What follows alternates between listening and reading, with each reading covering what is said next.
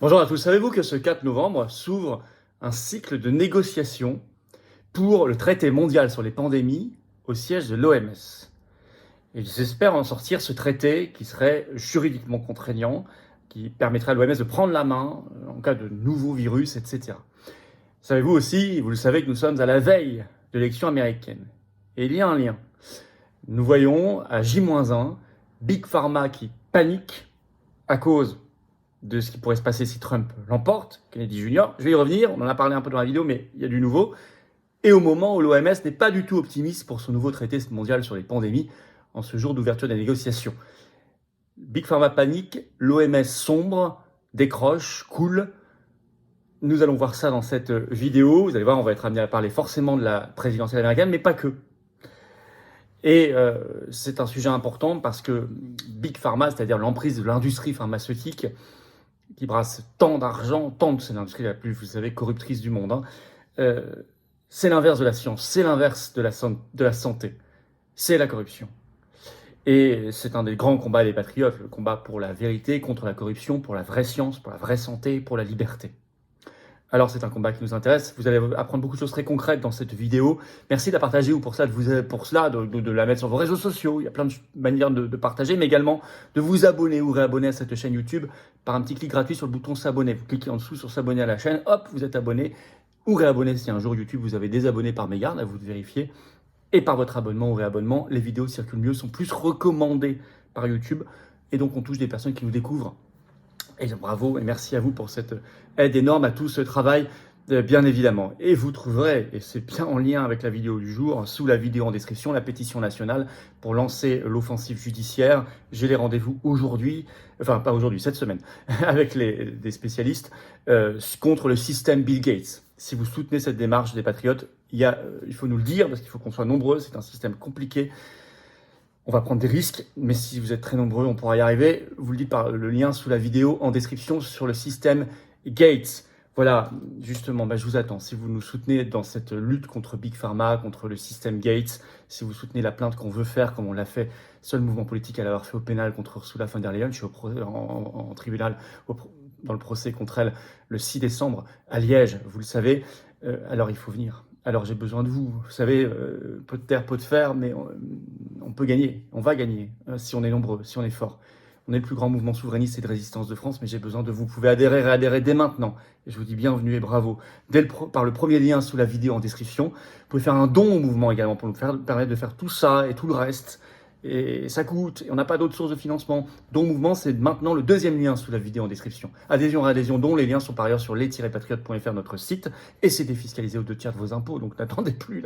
Je vous en reparle tout à l'heure, mais d'ores et déjà, je vous attends ce début de semaine. C'est peut-être le moment de venir, ou de vous engager, ou de vouloir soutenir. Bienvenue, bravo. On y va. On y va parce que c'est toujours passionnant de voir les rapports de force évoluer. Et nous sommes à la veille, c'est le 5 novembre de l'élection américaine, alors il se passe beaucoup de choses. D'abord, Big Pharma, donc l'industrie pharmaceutique, les grands labos, donc Big Pharma craint l'élection américaine. J'ai fait allusion à cela dans ma vidéo de ce 3 novembre, quand j'ai parlé du rôle que prendrait, et on l'a appris, et ça fait l'effet d'une bombe, Robert Kennedy Jr., soutien de Trump, si Trump l'emporte. Mais il y a du nouveau. Les craintes de Big Pharma sont formalisées. Y compris pour l'Union européenne. Vous voyez que ça nous intéresse aussi. Vous avez cet article d'Euronews le 1er novembre. Le titre « Une victoire de Donald Trump pourrait remodeler la santé mondiale. L'Europe est-elle prête à passer à l'action ?» Alors vous allez comprendre par le chapeau de l'article qui dit tout d'ores et déjà. Je vais vous lire maintenant. Selon les experts, si les États-Unis se retirent du leadership mondial en matière de santé, il est peu probable que les Européens prennent le relais, comme ils l'ont fait lors de la pandémie de Covid-19. Qu'est-ce qu'ils appellent leadership en matière de santé? Parce qu'on n'a pas d'informations comme quoi les États-Unis seraient un pays exemplaire en matière de santé. C'est un pays qui a une espérance de vie inférieure à beaucoup de pays dans le monde, y compris des pays beaucoup moins riches. Donc c'est pas un modèle du tout. Donc de quoi il parle? Il parle de la santé mondialiste, le système OMS, le système Gates justement. Écoutez bien. Je lis un autre extrait de Euronews. L'ancienne administration de M. Trump donne de solides indications sur son approche de la santé mondiale. Il a notamment réduit les financements et commencé à retirer les États-Unis de l'Organisation mondiale de la santé, l'OMS. et a choisi de ne pas rejoindre le programme de partage des vaccins Covid-19 COVAX. À l'époque, l'Allemagne avait fait passer son financement de l'OMS de 359 millions de dollars à plus de 1,26 milliard de dollars, devenant brièvement son plus grand donateur. Mais il n'est pas certain que cela se reproduise aujourd'hui avec les coupes budgétaires et le virage conservateur observé dans de nombreux pays européens. Ce qu'ils appellent le virage conservateur, c'est plutôt un virage souverainiste ou patriote. Même si souvent, malheureusement, il ne va pas jusqu'au bout. Ça, c'est intéressant. Donc en fait, ce qu'ils appellent leadership sur la santé mondiale, c'est le soutien à l'OMS. C'est le soutien au système international de partage des injections, comme COVAX. Bon.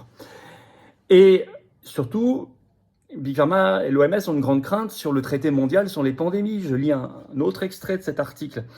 Avec un second mandat, les experts ont déclaré que M. Trump pourrait chercher à saper les négociations sur un traité mondial sur les pandémies. Les négociations doivent reprendre ce 4 novembre. Je vais en parler. Et bien que les négociateurs souhaitent que l'accord soit terminé d'ici la fin de l'année, il a déjà été retardé. Mais il le sera encore, vous inquiétez pas. Voilà leur grande crainte. Alors d'autant que l'onde de choc de l'annonce du rôle éminent de Robert Kennedy Jr. dans la campagne de Trump continue de se propager avec la panique, donc ça suscite la panique du système Big Pharma. Regardez, une simple déclaration sur Twitter de Robert Kennedy Jr. sur ce qu'il ferait si Trump est élu a créé une panique dans le système Big Pharma. C'était ce 2 novembre sur son compte X, il écrit qu'il retirera l'ajout de fluor dans l'eau potable américaine. Depuis 1945 aux États-Unis, ce n'est pas le cas en France. Sur le continent européen, ce n'est le cas qu'en Irlande et en Espagne. Mais aux États-Unis, depuis 1945, ils ajoutent du fluor dans l'eau potable en se disant ça lutte contre les caries. Il y a d'autres problèmes. Alors, lui, il a dit « je retirerai ça ». Il a mis un tweet. Le 20 janvier, la Maison-Blanche de Trump conseillera à tous les systèmes d'eau américains d'éliminer le fluorure de l'eau publique, a écrit Robert Kennedy Jr. Sachez que, déjà en 2015, les États-Unis ont dû baisser le seuil de fluor dans leur eau potable car les enfants américains étaient plus souvent que les autres enfants victimes de fluorose. C'est les taches sur les dents quand vous avez trop de fluor dans l'eau. Ça, c'est rapporté par un article d'AP News du 2 novembre. Je vais vous citer un extrait. Les responsables ont abaissé leurs recommandations pour les niveaux de fluorure d'eau potable en 2015 pour traiter une infection dentaire appelée fluorose qui peut causer des taches sur les dents et qui devenait plus fréquente chez les enfants américains. En août de cette année, une agence fédérale américaine, je lis toujours, a déterminé avec une confiance modérée qu'il existe un lien entre les niveaux plus élevés d'exposition aux fluorures et un QI plus faible chez les enfants. Donc là, ça serait un problème sur le cerveau. Et Trump vient de répondre à cette sollicitation de Kennedy Jr. en disant qu'il était OK, que ça lui allait, il le ferait, effectivement. Ça a créé beaucoup d'articles, vous chercherez, contre Kennedy Jr. Or, c'est plutôt une mesure de bon sens. Ça ferait qu'aux États-Unis, il ferait en fait ce qui existe en France, c'est-à-dire qu'il n'y a pas d'ajout de fluor. Ça ne veut pas dire qu'il n'y en a pas dans l'eau, il y en a un petit peu, mais il n'y a pas d'ajout massif comme aux États-Unis. Alors, c'est un lobby là, qui a été touché en fait. D'ores et déjà désarçonnés. Donc vous imaginez à quel point, s'ils ont les clés de main et s'ils parlent demain de vaccins, s'ils parlent de l'alimentation, des OGM, de la viande créée en laboratoire, etc., etc., vous imaginez dans quelle fourmilière ils vont donner un gros coup de pied. Bon, alors d'autant que la reprise des négociations à l'OMS sur l'accord mondial sur les pandémies se passe mal. Effectivement, commence un nouveau cycle de négociations ce 4 novembre, il va durer jusqu'au 15 novembre. C'est le 12e. Après l'échec, vous le savez, en mai-juin dernier, à l'Assemblée mondiale de la santé, ils pensaient le conclure là. J'avais été invité à faire la manif mondiale à Genève, au siège de l'OMS, contre ce traité. J'avais pris la parole, les organisateurs me l'avaient donné, je leur en remercie. Et manifestement, tout ça avait été efficace. On avait pu, grâce à cette résistance, empêcher la conclusion cette année de ce traité mondial sur les pandémies. Ils n'ont pas lâché l'affaire, je vous avais prévenu. Là, donc, ils ouvrent une 12e réunion. Mais ça s'est mal passé à la 11e. La 11e, elle était préparatoire de la 12e. Elle était moins importante. C'était en fait la réunion de l'organe de négociation intergouvernementale. Il s'est réuni en septembre dernier. Et le compte-rendu n'est pas bon. Sur le site spécialisé qui s'appelle Think Global Health, le 29 octobre, il y a eu un compte-rendu. Alors c'est un site pourtant pro-OMS, pro-traité mondial. Et eux, ils sont très pessimistes. Le titre, les fractures de l'accord sur la pandémie dans les dernières négociations. Ils écrivent « Les États membres de l'OMS continuent d'être en désaccord sur des questions critiques, sur des sujets importants. » Je vais vous citer un extrait sur l'échec. Le projet de texte reflète que les États membres de l'OMS ne sont toujours pas parvenus à un consensus sur de nombreuses dispositions de l'accord sur la pandémie, y compris sur les définitions de termes et de concepts importants. La plupart des engagements sur lesquels les négociateurs sont parvenus à un terrain d'entente ne sont pas importants.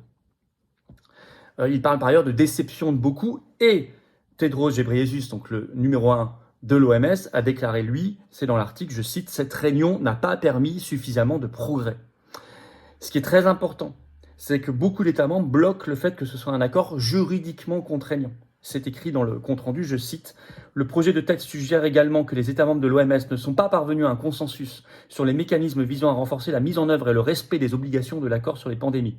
Le texte reflète l'accord initial sur les approches qui se sont avérées inefficaces dans les accords de santé mondiaux, tels que les rapports périodiques des parties et un mécanisme standard de règlement des différends. Contrairement à la Convention 4 de l'OMS sur la lutte anti-tabac, qui est la seule jusqu'ici à l'OMS juridiquement contraignante. Le projet de texte de l'accord sur la pandémie permet des réserves sur les dispositions qu'une partie n'accepte pas. » Ce qui veut dire que pour l'instant, et c'est un point très important, il n'y a pas de consensus pour que ce texte soit juridiquement contraignant. S'il ne l'est pas, c'est un bout de papier. C'est très très important la différence. Alors, je cite toujours, attention, bien sûr, je vous ai dit, ils n'ont pas renoncé. Le projet contient une feuille de route pour conclure l'accord lors de la réunion de l'Assemblée mondiale de la santé en mai 2025, qu'ils ont repoussé. Mais pas là en novembre 2024. Ils disent que c'est peu probable. Alors l'Union européenne est appelée à la rescousse parce qu'on sait qu'elle est bonne fille, elle est d'accord, elle soutient tout ça. Vous avez sur le compte X de Tedros Ghebreyesus, le numéro 1 de l'OMS, ce 31 octobre, des photos où il est avec Charles Michel, le président du Conseil européen, et Tedros Ghebreyesus écrit « Je suis heureux d'accueillir aujourd'hui le président Charles Michel à l'OMS. Nous avons discuté des négociations de l'accord sur les pandémies avec les autres pays et convenu de l'urgence et de l'importance de finaliser l'accord. Je l'ai remercié pour le soutien de l'Union européenne, bien sûr. » Toujours dans les mauvais coups, l'Union européenne. Et d'ailleurs, il n'est pas confiant, le numéro 1 de l'OMS, il menace, il s'énerve. Il devient agressif. Vous voyez ce qu'il a déclaré il y a quelques semaines, ça commence à circuler sur tous les réseaux sociaux, je l'ai partagé, c'est en vidéo. Il déclare « Je pense qu'il est temps de devenir plus agressif dans notre lutte contre les anti-vax. » Les anti-vax. Alors ce qu'ils appellent anti-vaccins, c'est les gens qui ne gobent pas, qui ne prennent pas pour argent comptant la propagande de Big Pharma, hein, vous vous souvenez sur les 95%, etc., par exemple, et qui réclame la liberté. Voilà, la liberté. La vraie science et non pas la corruption. Bon. Mais il dit il est temps de devenir plus agressif dans notre lutte contre eux. Ça, c'est Tedros Ghebreyesus qui déclare ça. Bon. Ils ne sont pas sereins. Alors, Big Pharma doit être défaite comme système. Bien sûr qu'il faut de la recherche, qu'il faut travailler sur la santé, sur les traitements, sur la prévention. C'est évident, attention, ne me faites pas dire ce que je n'ai pas dit. Et ça suppose de l'investissement, ça suppose de l'argent, ça suppose des moyens. Mais pas jusqu'à créer une pieuvre avec ses tentacules partout qui a pris le contrôle et le pouvoir de tant d'organisations et de la santé mondiale. Ça n'est pas possible. Ça, c'est l'inverse de la science et de la santé. Et ça, c'est un système de corruption. Et l'OMS, aujourd'hui, la tête de pont de cela. C'est pour ça qu'il faut quitter l'OMS. C'est pour ça qu'il faut lutter contre cet accord mondial sur les pandémies.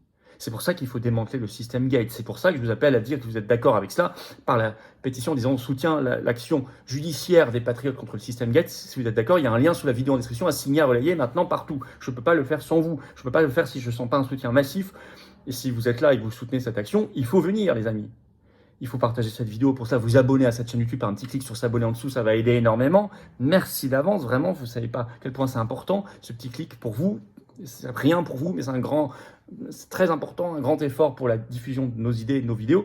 Mais il faut venir aussi ici, en ce début de semaine, peut-être, voilà, encore en début de mois. C'est peut-être le moment de venir. Vous choisissez votre degré d'engagement en étant adhérent ou réadhérent ou en faisant un don au mouvement. C'est vous qui voyez. Mais vous êtes là. Et vous soutenez des belles causes pour vous et vos enfants, et vous nous aidez à lutter contre le système Gates, contre tout cela, à retrouver nos valeurs de liberté, de paix, de souveraineté, de France libre, d'humanité. C'est magnifique. Et vous rejoignez le plus grand mouvement souverainiste et de résistance de France, les Patriotes, avec cette carte orange. Et c'est beau. Et c'est rude, c'est dur comme combat, mais c'est noble. Ça vaut le coup, je crois. Alors je vous attends dès maintenant. Vous pouvez adhérer, réadhérer par le premier lien sous la vidéo en description. Ce lien est également en commentaire. épingler une petite fiche sur l'écran maintenant, et dans quelques secondes, un lien sur l'écran, vous choisissez. Vous pouvez faire un don au mouvement, et c'est vital pour le mouvement, parce qu'il n'a pas d'autre source de financement. Je vous le rappelle, sinon on ne peut rien faire, et si on ne fait pas, nous, ce ne sera pas fait à notre place. Et vous le savez, ni les manifs, les actions judiciaires, ni le reste. Faire un don au mouvement, c'est le deuxième lien sous la vidéo en description. Adhésion à Adhésion Don, les liens sont sur les-patriotes.fr, notre site par ailleurs. C'est défiscalisé aux 2/3 de vos impôts. Vous donnez à la cause qui n'a pas d'autre source de financement, qui fait des choses utiles, je crois, de bon sens, plutôt qu'au fisc de Macron qui va dépenser ça chez Zelensky, Ursula, Brigitte, etc., McKinsey. Voilà, vous choisissez. Bravo aux donateurs, aux réadhérents, bienvenue aux nouveaux adhérents patriotes. Vive la France!